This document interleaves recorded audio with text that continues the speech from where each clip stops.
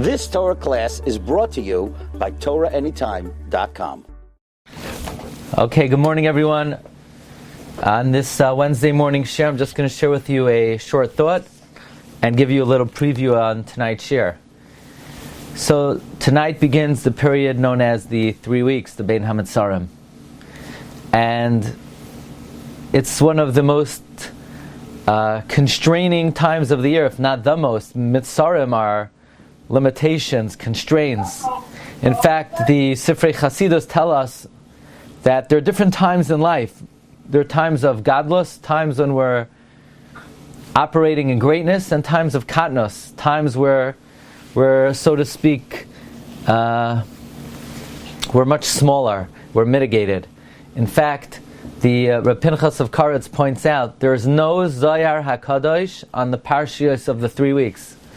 There's no commentary of the Zohar, which reflects that it's a time that we're, so to speak, small. And at the same time, we always have to look at the chesed and the hatava that is latent in this time of the year. So it begins with the date of the 17th of Tammuz, and the Bnei Yissaschar points out that it's not coincidental that the luchos were broken on the 17th day of Tammuz. The Gemara in Tainis Daf Chavav Amud Beis brings that Moshe Rabbeinu broke the luchos on the 17th of Tammuz. Says the Bnei Yissaschar, this is no coincidence.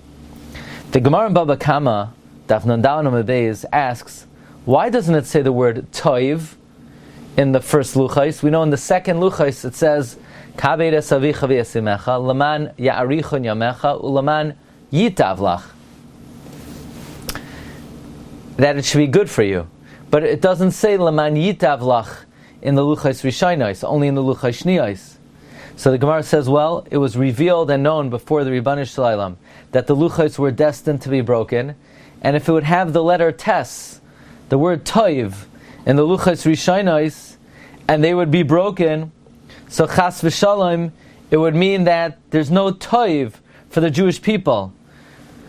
That's the reason why it doesn't say toiv in the first luchos, only in the second ones. The second ones weren't broken, so it could say toiv. The first ones were broken, so therefore Hashem made sure it didn't say toiv, so that our toiv would not cease.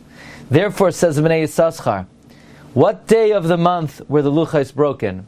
On Toiv Tammuz, the 17th of Tammuz.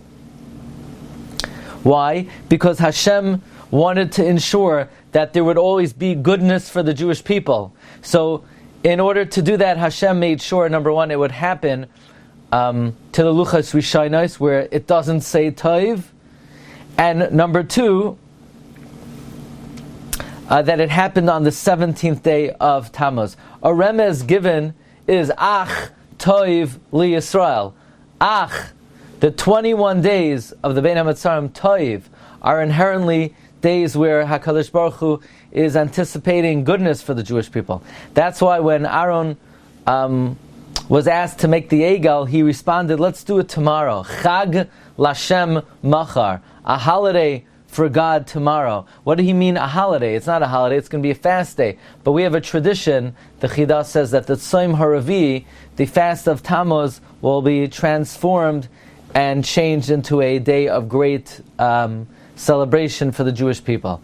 So, because Hashem wanted to preserve the Toiv for Klal Yisrael, the first luchos were broken, and this is alluded to that the luchos were broken specifically on the 17th of Tammuz. There's another very interesting idea brought by the Bnei Yissaschar. We know Chazal tell us that Kol mi shaloi nivna beis hamikdash biyamav ki'ilu nechrav biyamav. Any generation where the Beis Hamikdash is not built, it's as if it was destroyed in that generation, which is always understood as a rather morose and mournful comment of the Yerushalmi. But the Bnei Yissaschar says it has actually a beneficial meaning for us. Namely, Chazal say that on the day the Beis Hamikdash was destroyed, so it cleansed Klal Yisrael from their sins. Their sins were forgiven because Hashem vented, so to speak, His anger on wood and stone. So says Bnei Yissaschar, in any generation that the Beis Hamikdash is not built, Hashem considers it as if it's destroyed in that generation, and thereby he atones for our sin.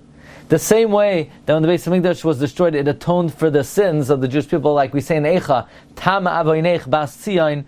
So too in any generation that the Beis Hamikdash is not built, it's Hashem considers it as if it was destroyed to atone for our sin. I want to invite everyone. You don't want to miss tonight's share at 8:30. Tonight's share we're going to speak about the period in history where an individual abolished Shiva Asar B'Tammuz, and that individual was none other than the false Messiah, Shabtai Tzvi. We're going to learn about who supported him, and we're going to learn about the one Gadol who was outspoken against him in his lifetime, and that is Rabbi Yaakov Sasportas. So please join us tonight at 8:30. Looking forward to seeing you later, and I wish everyone an amazing day. Kol Tov. Have a good day, everyone. Kol Tov. You've just experienced another Torah class brought to you by TorahAnytime.com.